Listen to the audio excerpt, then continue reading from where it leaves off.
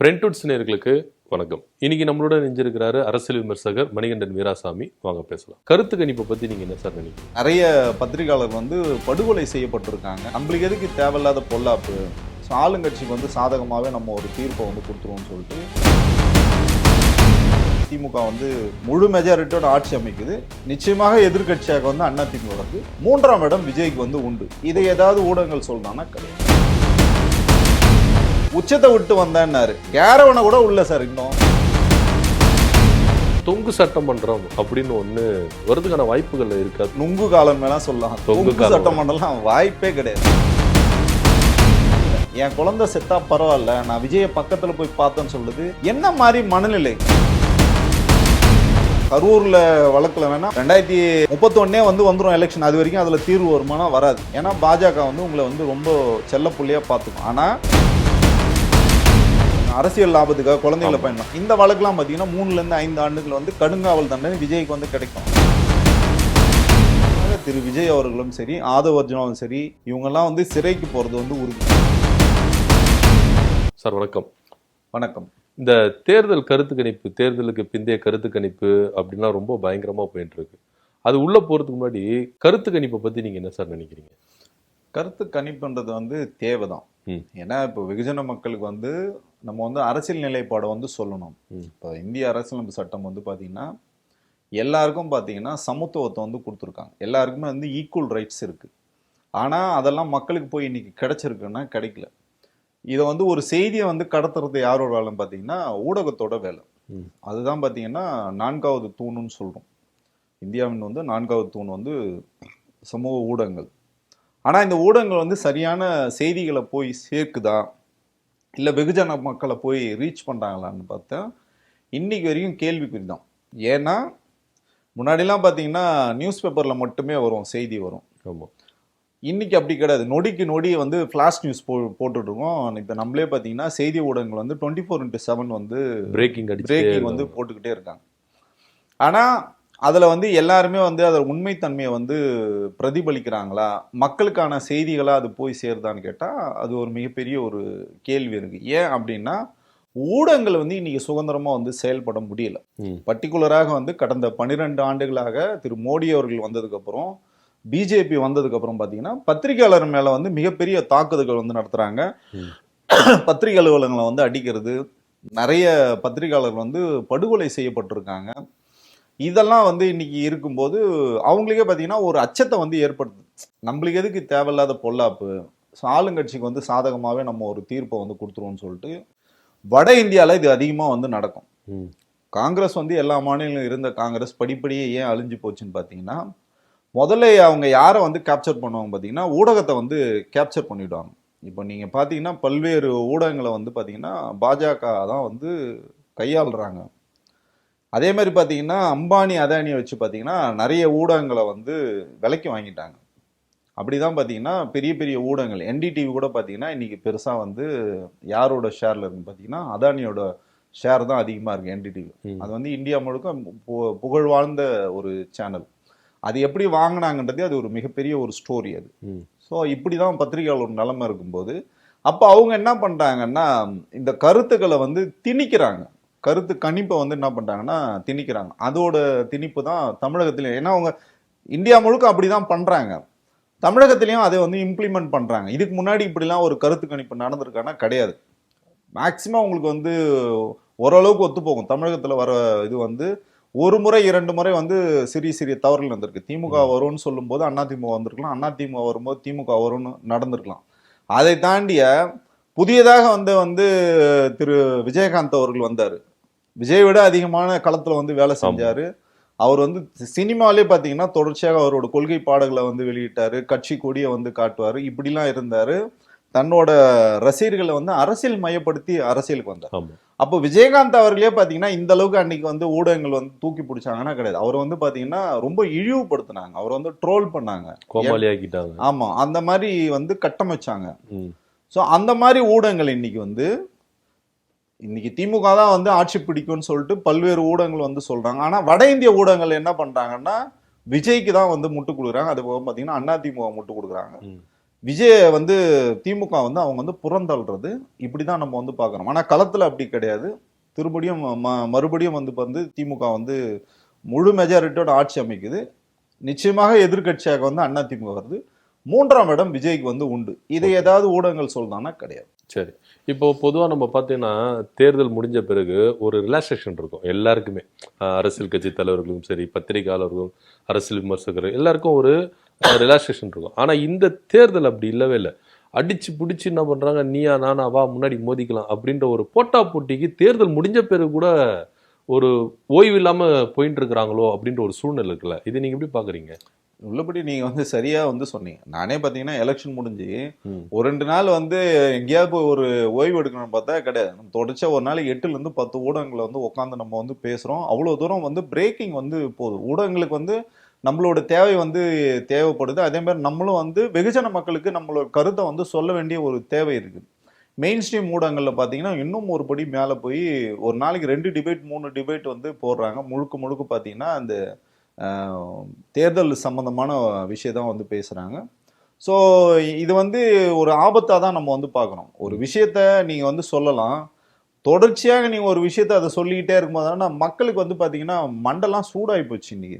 என்னடா இது இப்படி இருக்குது, எலெக்ஷன் முடிஞ்சிச்சு ஆனாலும் பார்த்தீங்கன்னா அந்த எலெக்ஷன் ஃபீவர்னாங்களா அது இன்னும் குறையவே இல்லை. இன்னும் 108 டிகிரிலே தான் இருக்கிற இருக்கு. ஒரு பக்கம் வெயில், ஒரு பக்கம் 100 டிகிரி தாண்டி அடிக்குது. இந்த பக்கம் வந்து பார்த்தீங்கன்னா அரசியல் கடும் வந்து சூடாகவே இருக்கு. ஆனா அதுல வந்து கொஞ்சமாவது நேர்மையோட வந்து சொல்லணும். ஏன் இதை நம்ம வந்து சொல்ல வேண்டிய கடமை இருக்குன்னா, நீங்க தப்பான ஒரு பிம்பத்தை வந்து கட்டமைக்கிறீங்க. நம்ம ஆக்சிஸ் மை இந்தியான்னு சொல்லிட்டு அந்த கருத்து கணிப்பு பார்த்தீங்கன்னா விஜய் முதலமைச்சர் ஆவர்னு சொல்றாங்க. பல்வேறு தரவுகள் வந்து அவங்க வந்து கொடுக்குறாங்க. இது என்ன ஆகுதுன்னா இளைஞர் மத்தியில போய் மண்டையில உக்காந்ததுக்கு அப்புறம் ஒருவேளை நாளைக்கு விஜயே தோக்குறாருன்னு வச்சுங்களேன், அவங்க என்ன பண்ணுவாங்க, தவறான முடிவு போறதுக்கான வாய்ப்பு இருக்கு. இல்லையான்னு என்ன பண்ணுவோம், கலவரத்தில் ஈடுபடுறதுக்கான வாய்ப்புகளும் இருக்கு. ஸோ ரெண்டுமே வந்து அவங்களுக்கு வந்து பர்சனல் வாழ்க்கையை வந்து பாதிக்கும். நீ வந்து கலவரத்தை பண்ணாலும் பார்த்தீங்கன்னா சட்டம் வந்து உங்க மேல கடுமையான நடவடிக்கை எடுக்கும். தற்கொலையே நீங்க பண்ணிக்கிட்டாலும் அது சட்டப்படி தவறு தான். தற்கொலையே ஒருத்தர் பண்ணிக்கிட்டாருன்னா கூட தற்கொலை முயற்சி பண்ணவங்க எல்லாம் வழக்கு போடுவாங்க, தூக்கி அவங்கள ஜெயிலில் வைப்பாங்க. அது நிறைய பேருக்கு வந்து தெரியாது. என் உயிர் நான் வந்து செத்து போறேன்னு சொல்லுவாங்க. அப்படிலாம் வந்து பண்ண முடியாது. இங்க வாழுகின்ற உரிமை வந்து ரோட்ல நாய் அடிச்சா கூட கேட்பாங்க. அதுக்கு ப்ளூ கிராஸ்னு ஒரு அமைப்பு இருக்கு. நாயை ஒருத்தர் அடிச்சாலாம் ஒரு மேல வழக்கு போடலாம். நீங்க மனுஷனை அடிச்சாலும் அதே மாதிரி தான். நீங்களே வந்து தற்கொலை பண்ணி ஒருவேளை செத்து போயிட்டீங்கன்னா பிரச்சனை இல்லை. தற்கொலை பண்ணி நீங்க வந்து பொழைச்சிட்டீங்கன்னு வச்சுங்களா, உங்க மேல வழக்கு போடலாம். அந்த வழக்கு நீங்க எதிர்கொண்டு தான் ஆகணும். இது நிறைய பேருக்கு வந்து தெரியாது. அதனால வந்து நம்ம இளைஞர்கள் வந்து பாதுகாக்க வேண்டியது ஊடகங்களோட கடமை, நம்ம எல்லாரோட கடமை. வெற்றியோ தோல்வியோ சகஜம். அது வந்து எதிர்கொண்டு தான் ஆகணும். ஒருத்தர் கண்டிப்பா யாரோ ஒருத்தர் தான் ஜெயிக்க முடியும். ஆமா, கண்டிப்பா எல்லாருமே நிக்கிறாங்க. 6 முனை போட்டி, 6 பேருமே முதலமைச்சர் ஆயிட முடியுமா? கிடையாது. யாரோ ஒருத்தர் தானே ஆக முடியும். அப்ப 5 கட்சி தோக்க தானே போகுது. அப்போ அதுக்கு நீங்க வந்து தயாரா தான் இருக்கணும். வெற்றி தோல்வி வந்து சகஜம். அதை வந்து ஏத்துக்கணும். அதை நீங்க பக்குவப்படணும். அதே மாதிரி இன்னும் ஒரு படி மேல போய் என்ன சொல்றாங்கன்னா, நான் வந்து என் குழந்தைக்கும் விஷம் வச்சு கொண்டுடுவேன், நானும் செத்துருவேன் அப்படின்னா, இது உள்ளபடியா சொல்றேன். இவங்களுக்குலாம் வந்து மனநல மருத்துவம் வந்து கொடுக்கணும். அவங்க மேல வந்து சட்டப்படி நடவடிக்கை எடுக்கணும். அப்பதான் பாத்தீங்கன்னா அடுத்தவங்க வந்து திருந்துவாங்க. ஸோ இதெல்லாம் வந்து பண்ணணும்.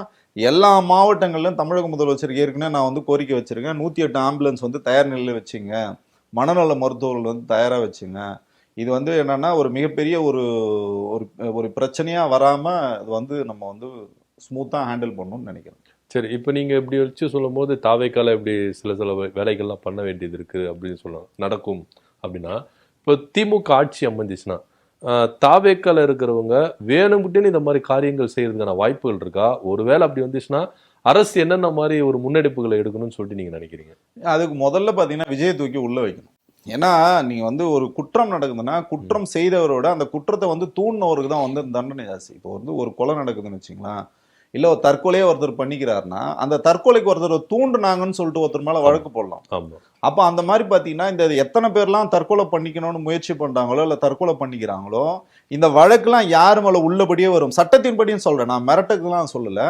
விஜய் மேல வழக்கு பாயும். ஏன்னா அவர் தான் பாத்தீங்கன்னா தூண்டுறாரு, எல்லாரையும் வந்து தூண்டுறாரு. அரசு மையப்படுத்தாம அண்ணனை வந்து இந்த மாதிரி வந்து எல்லாரும் வந்து நசுக்குறாங்க, எனக்கு உடம்பெல்லாம் வலிக்குது, எனக்கு அதை விட்டு வந்தேன், இதை விட்டு வந்தேன், நான் உச்சத்தை விட்டு வந்தேன், உங்களுக்காக எல்லாத்தையும் விட்டுன்னா எதையுமே அவர் விட்டு வரல. இன்னைக்கு வரைக்கும் சினிமா விட்டு வந்தாரா? இல்ல, சினிமாவில் தான் இருக்காரு. அடுத்த படம் நடிக்க போறேன்னு இப்பயே சொல்லிட்டாரு. வந்து ஜனநாயகன் படத்துக்கு வாங்க. ஆமா, கன்ஃபார்ம்.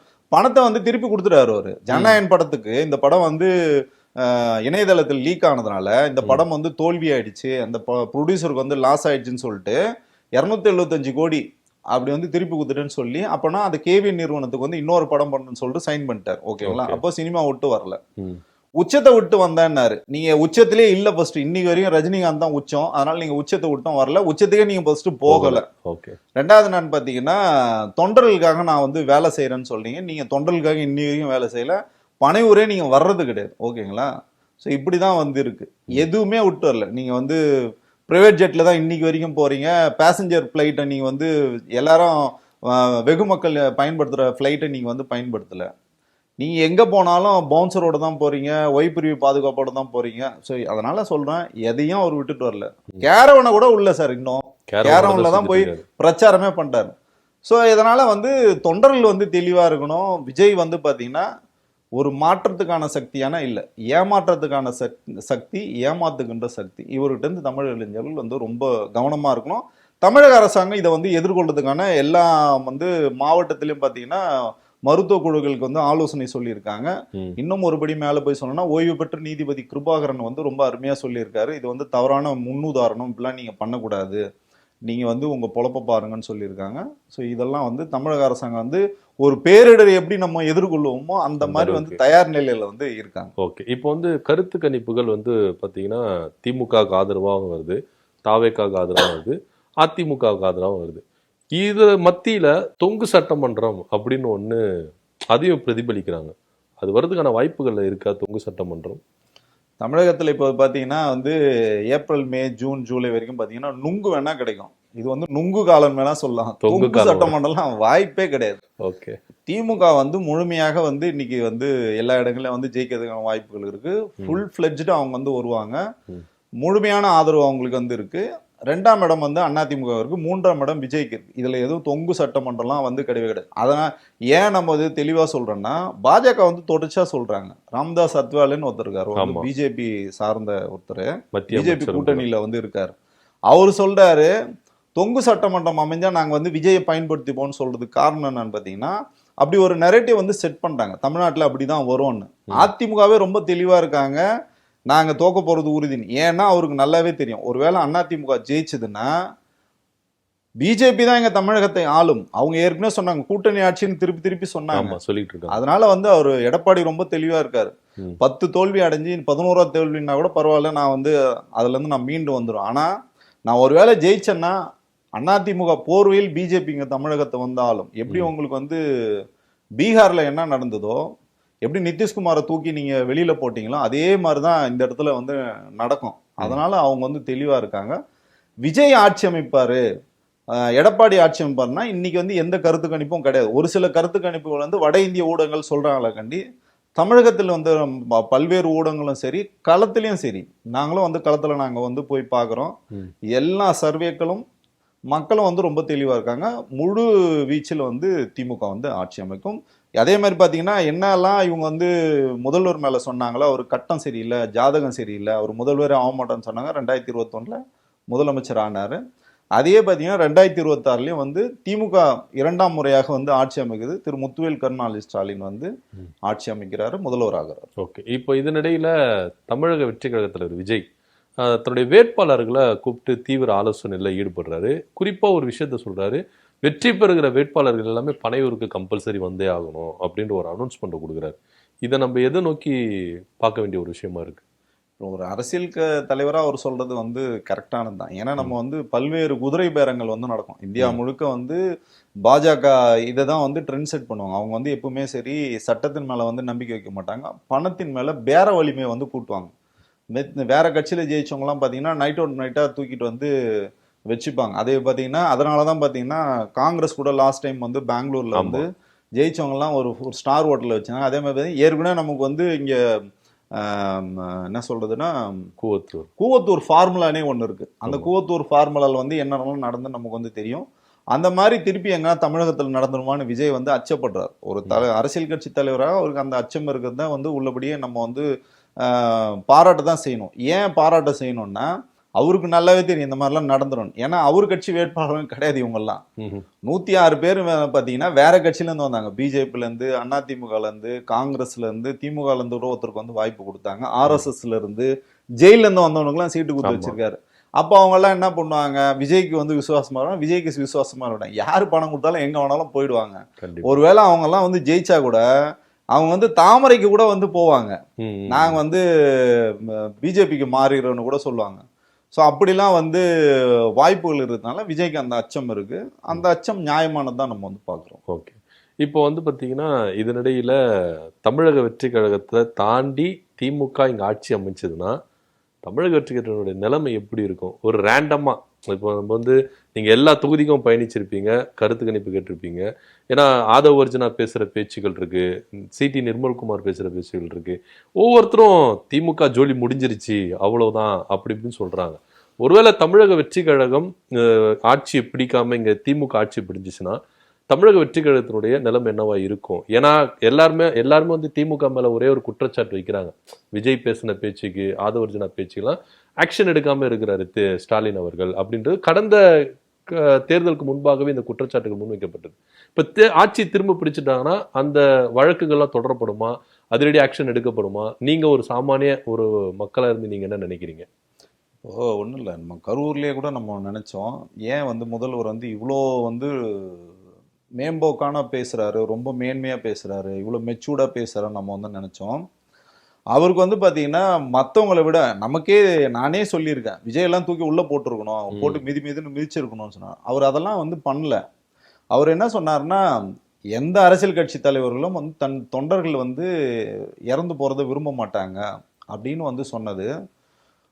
முழுமையான வந்து காரணம் என்னன்னு பார்த்தீங்கன்னா, அவருக்கு நம்மளை விட நல்லாவே இந்த அணில்களோட மனநிலை வந்து தெரிஞ்சிருக்கு. ஒருவேளை நீங்க யோசிச்சு பாருங்க, விஜயை தூக்கி வந்து ஜெயிலில் போட்டிருந்தாங்கன்னா இப்ப எந்த கருத்து கணிப்பே தேவையில்ல, விஜய் முதலமைச்சர் ஆயிருப்பார். ஓகே, அப்படிதான் வந்து மக்கள் வந்து நினைக்கிறாங்க. ஏன்னா விஜய் எது சொன்னாலும் வேத வாக்கா வந்து நம்புறாங்க. அவர் வந்து சொல்றாரு 41 பேர் இறப்புக்கு நான் காரணம் இல்லைன்னு சொல்றாரு. ஊடகங்கள் வந்து அதையே தான் வந்து பிரதிபலிக்குது. ஏதாவது ஒரு ஊடகம் இன்னைக்கு விஜய்க்கு வந்து அந்த லைவ் போறதை நிறுத்தியிருக்கா? இல்ல. அவ்வளோ தூரம் வந்து மக்கள் வந்து இல்லல் பட்டிருக்காங்க, அல்லல் பட்டிருக்காங்க, கஷ்டப்பட்டிருக்காங்க. 2 வயது குழந்தைகள், ஒரு கிட்டத்தட்ட 8 குழந்தைகள் வந்து வயிறு கிழிஞ்சி அப்படியே குழந்தைய போட்டு மிதிச்சு, அதெல்லாம் நம்ம வந்து வார்த்தைகளை வந்து சொல்லவே முடியாது. என்ன பாவம் பண்ணுச்சு அந்த குழந்தைகள்லாம்? நீ வந்து விஜய் ரசிகர், உனக்கு வெறி பிடித்து விஜய பார்க்க நீ போறனா, அந்த குழந்தை என்ன பாவம் பண்ணுச்சு? அந்த குற்ற உணர்ச்சி கூட இல்லை. என் குழந்தை செத்தா பரவாயில்ல, நான் விஜய பக்கத்துல போய் பார்த்தேன்னு சொல்லுது. என்ன மாதிரி மனநிலை இதெல்லாம்? மனித பிறப்பா? உங்களுக்குலாம் என்ன, உங்களுக்கு விஜய் என்ன பண்ணிட்டாரு? சரி, விஜயை நீ போய் பக்கத்துல போய் பார்த்துட்டா, அவர் கூட ஒரு போட்டோ எடுத்துட்ட, உன் வாழ்க்கையில் நீ என்னத்தை நீ சாதிச்சிட்டு போற? ஸோ இது வந்து எவ்வளவு மோசமான, தமிழக அரசியலில் இந்த மாதிரி நடந்ததே கிடையாது. இந்த மாதிரி ஒரு மனநிலையில் இருக்கும்போது திரு முத்துவேல் கருணாநிதி ஸ்டாலினோட பார்வை வந்து சரியான, அவர் வந்து ஒரு அரசியல் கட்சி தலைவராக மட்டும் இல்லை, அண்ணனாக, தம்பியாக, தகப்பனாக, அப்படி எல்லாரையும் வந்து பார்க்குறாரு.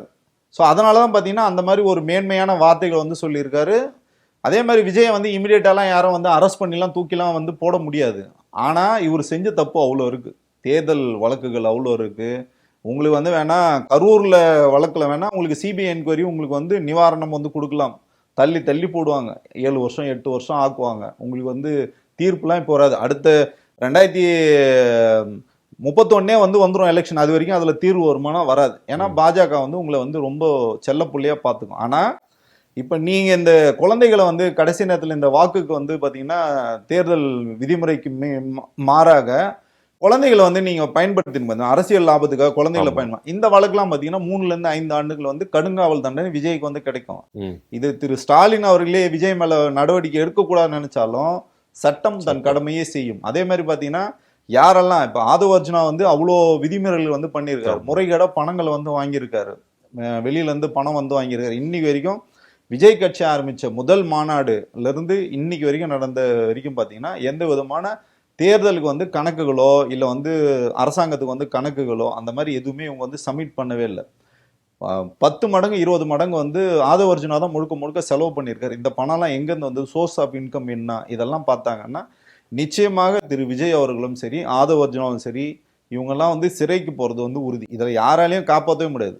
திரு ஸ்டாலின் அவர்களே வேணும்னு நினைச்சாலும் சட்டம் தன் கடமையை செய்யும். ஓகே. இது வந்து தொண்டர்களுக்கும் இது வந்து புரியணும். இவங்க வந்து விதிமீறல்ல வந்து ஈடுபடுறாங்க, இல்ல சட்டம் ஒழுங்கு சீர்குலைக்கிற மாதிரி ஏதாவது கலவரங்கள்ல ஈடுபடுறாங்கன்னா நிச்சயமாக வழக்கு வந்து பாயும். இதுக்கு முன்னாடி நிறைய தாவேகா ஆட்கள் மேல சட்டம் ஒழுங்கு நடவடிக்கை வந்து எடுத்திருக்காங்க. அந்த நடவடிக்கை வந்து நிச்சயமாக தொடரும். இதுக்கும் பழிவாங்கிற காரணமும் வந்து கிடையாது. எம்ஜிஆர் அவர்கள் இருக்கும்போது சரி, கலைஞர் ஐயா இருக்கும்போது சரி, பல்வேறு தேர்தலுக்காக வழக்குகள்லாம் வந்து போடப்படும். ஆனா அது மேல பெருசா நடவடிக்கை எடுத்தாங்கன்னா ப்ரூவ் பண்றதுக்கான வாய்ப்புகள் இல்லை. இன்னைக்கு எல்லாரும் பாத்தீங்கன்னா எல்லார் கையிலயும் வந்து ஊடகம் இருக்கு, ஒரு மொபைல் போன் இருக்கு, எல்லாமே வந்துடுது. இப்ப பாட்டில் அடிச்சதே மாட்டிக்கிட்டாங்க அவங்க. ஸோ அதே மாதிரி பார்த்தீங்கன்னா ஒரு போகிற கூட்டங்கள்லாம் தஞ்சாவூர் கூட்டத்தில் கூட அவர் கலவரம் பண்ணுறதுக்கு வந்து விஜய் ரெடி பண்ணதை வந்து ஆடியோ வந்து வெளியில் வந்தது. தொண்டர்களுக்கு வந்து இவங்க என்னெல்லாம் அசைன்மெண்ட் கொடுக்குறாங்க உடனே உடனே வர்றதுனால ஸோ இவங்க மேலே கடுமையான நடவடிக்கை வந்து பாயும். இது வந்து பழிவாங்கும் நடவடிக்கைலாம் கிடையாது, அவங்க செஞ்ச தப்புக்கு தண்டனை. ஓகே.